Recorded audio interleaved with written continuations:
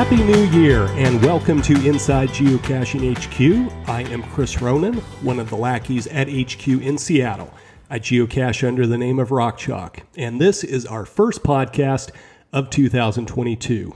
We will be discussing experimental features in the official geocaching app with Nicole, who is one of HQ's product managers. Experimental features were first introduced in June of last year, and to be honest, we haven't done the best job of telling you about them. And that is partly because when they first came out, they were only available in our iOS app. Well, now they are also available in the Android app, and we really want to get the word out about them so that premium members will know about the opportunity that they have to experiment with these features. Hence, Nicole's appearance here on the podcast.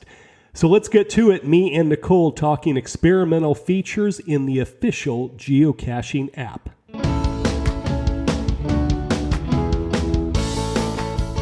So, Nicole, for people that didn't listen previously, and if they didn't, they should go back and listen to your other appearances on the podcast because it was such compelling content every time. And you're laughing, but it was amazing. And it's always great. You always bring really interesting stuff. So for people that haven't listened, though, who have missed out in the past, maybe just give a little overview about what you do at HQ.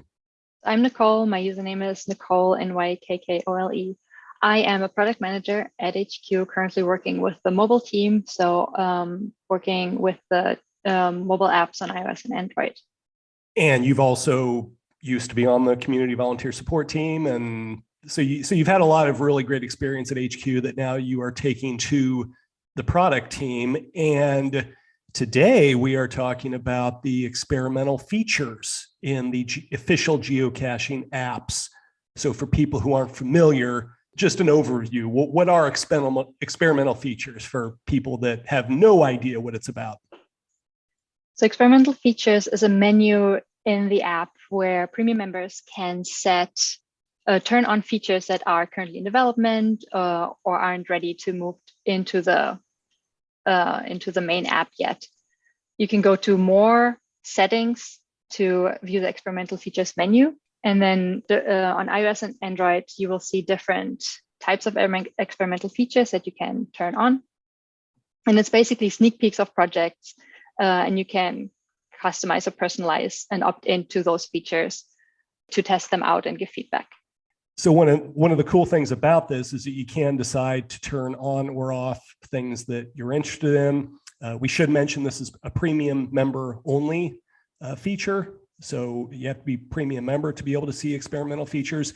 And for me, I'm an iOS user. I'm looking at it here. I have 6 different features that I can turn on or off. Is it different between iOS and Android as far as which features or how many are available under experimental features? That's right. I am an Android user and I only have access to 2 experimental features currently. The reason for that is basically implemented experimental features as an opportunity to bring these features that are in development to premium members early.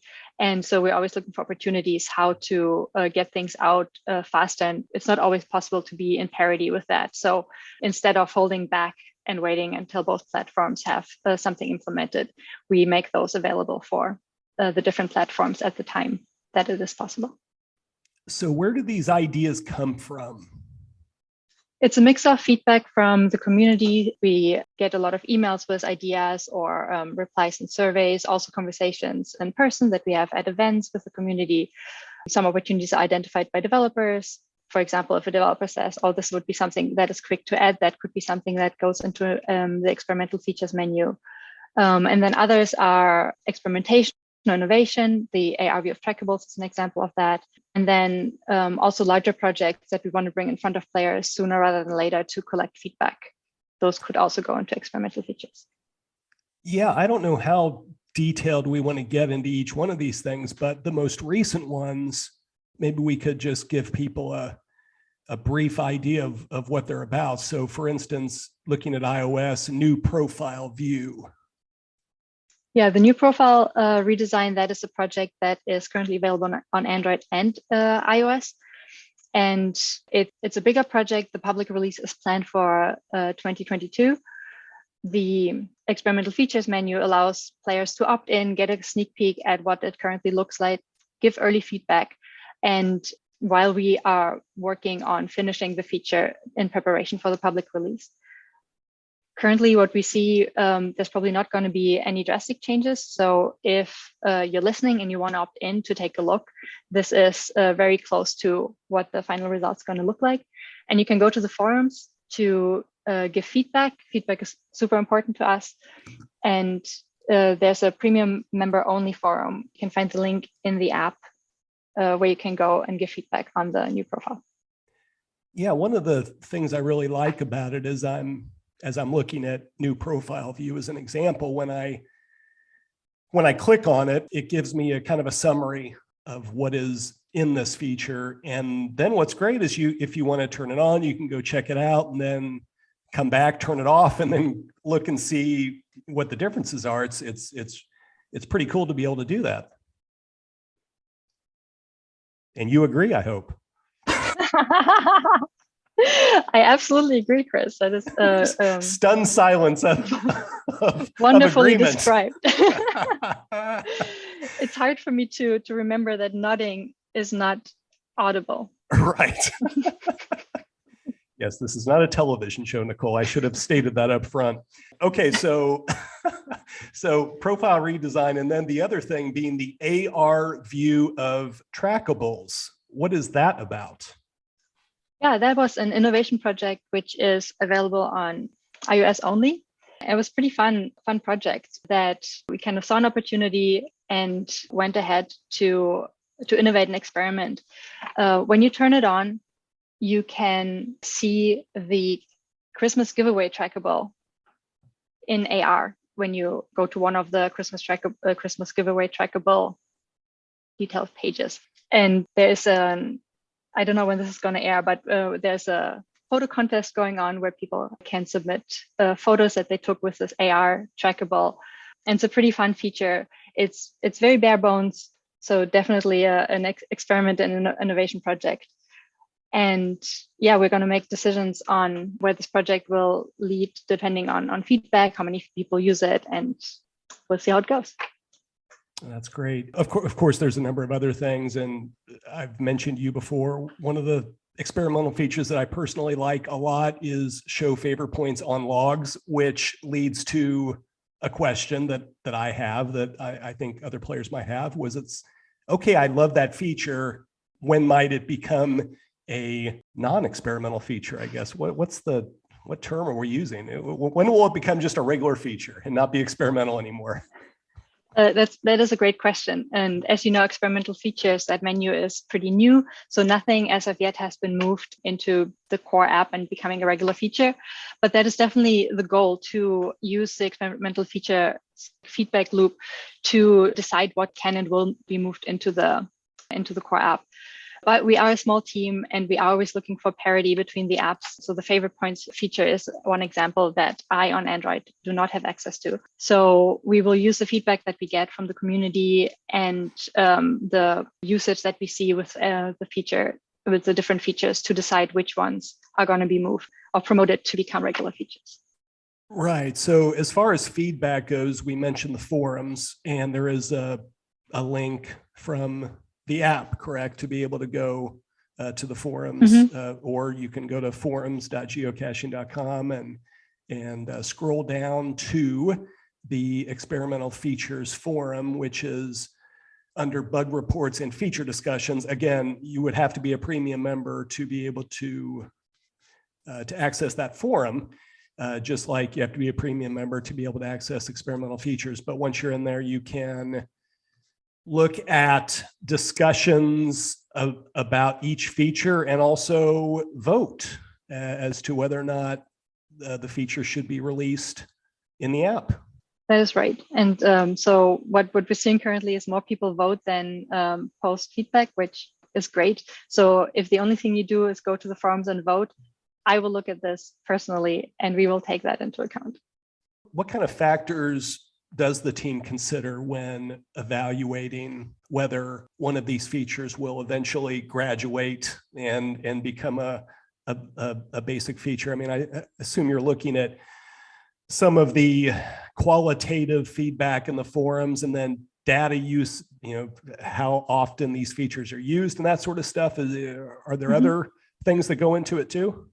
Yeah, we look at how many people turn it on, how many turned it off again. That's an indication. If you've turned it on and then off again, maybe you didn't actually found that to be a valuable addition to the app.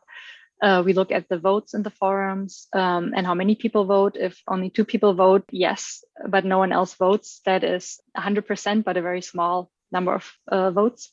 And then, of course, we also read through the forum posts.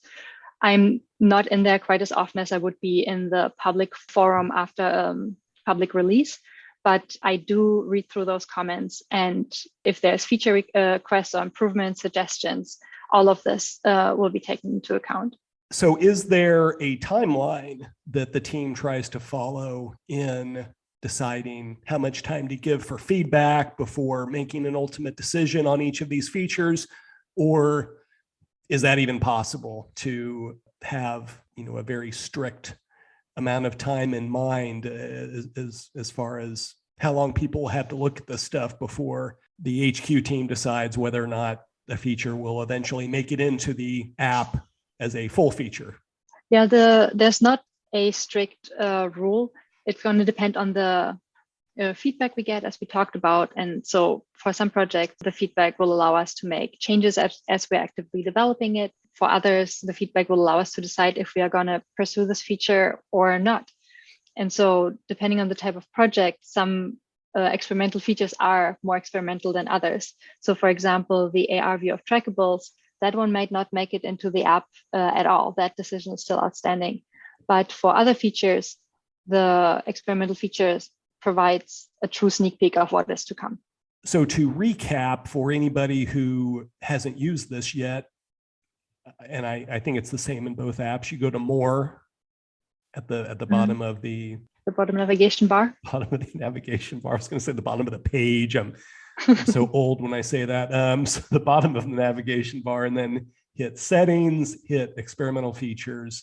And if you're a premium member, you will have access to that. You can see all of the experimental features that are available to you. You can turn them on or off. And then if you have some feedback, go to the geocaching forums and either offer feedback and or vote for whether you think the feature is ready or if it needs more work or not. And Nicole reads all of that, don't you? I do read all of that multiple times. Multiple times. Wow. Because I forget what I've already read. So I just read it all again. Yes, I'm doing that more and more too myself. Well, I think it's as a player, I've really enjoyed having access to these experimental features. It used to be that when you use the app, just one day you would open it up and something had changed and you either liked it or didn't like it. And there really didn't feel like there was much to say about it. And so it's nice to be able to know about some of the stuff that might be coming and to be able to share your opinion on whether or not it should be coming ultimately. And please share your opinion. We love feedback. We love hearing what you think about it, whether you like it or not like it, how you would improve it. Give us all of it.